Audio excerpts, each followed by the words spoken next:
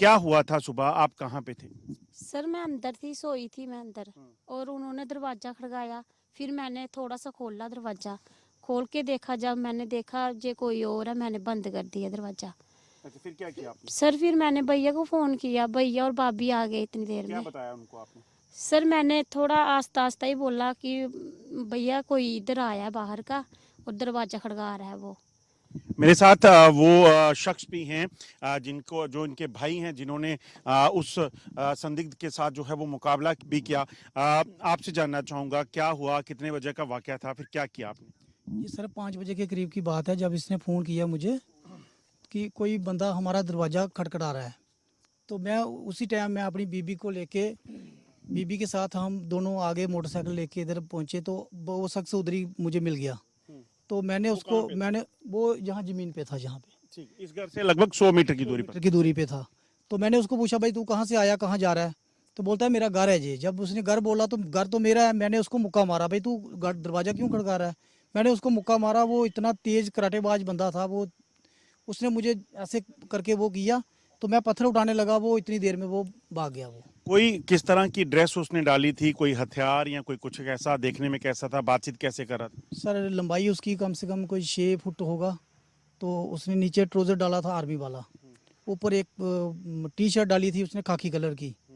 तो इधर ऐसे करके बांध के रखा था उसने कुछ। तो हथियार मुझे कुछ नहीं दिखा उसके पास, लेकिन इधर जंगल की तरफ भाग गया वो। बातचीत कर रहा था तो किस तरह की भाषा बोल रहा भाषा सर वो दूसरी है, हमारे इधर जम्मू कश्मीर की भाषा नहीं है वो, जम्मू वाली था? भाषा नहीं है वो। तो बस इतना ही बोला उसने, यहाँ मेरा घर है। हाँ, ये बोला कि मेरा घर है। तो जब मैंने उसको मुक्का मारा, उसने ये बोला हट, बस इतनी बातचीत हुई है। इतनी देर में वो भाग गया। भागने की इतनी ज़्यादा स्पीड थी उसकी कि मेरे पत्थर उठाते वो, मतलब कि इतना बड़ा खेत है ये, वो पार कर गया वो।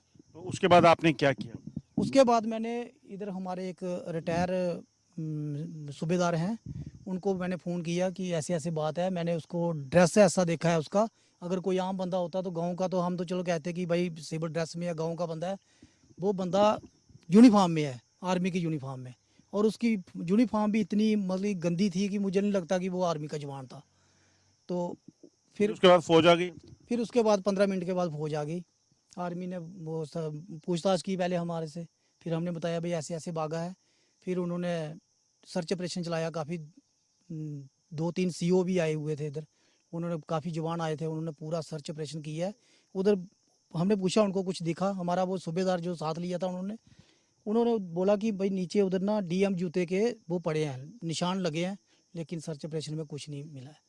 तो अभी सर्च चली रही है, कह रहे हैं कि कहीं और भी कुछ दिखा है?